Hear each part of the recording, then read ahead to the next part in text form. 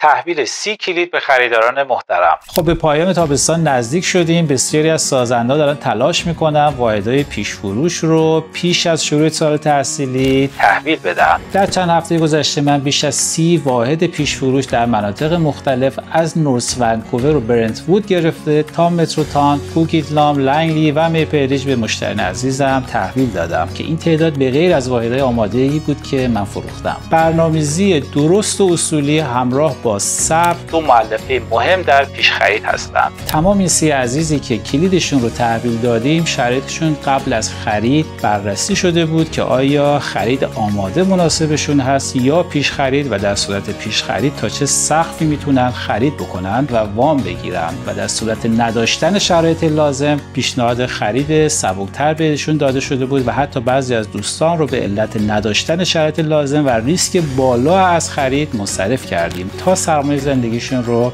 از دست ندن. یادمون باشه که خرید ملکی سرمایه گذاری بلند مدته و اگه با دید بلند مدت به اون نگاه کنید هیچگاه ضرر نخواهید کرد. من با بیش از 30 سال تجربه در املاک این ادعا رو دارم. من از مشاوره قبل از خرید تا زمان تحویل کلید همراه و در کنار شما هستم تا این مسیر رو برای شما امن و بدون استرس کنم.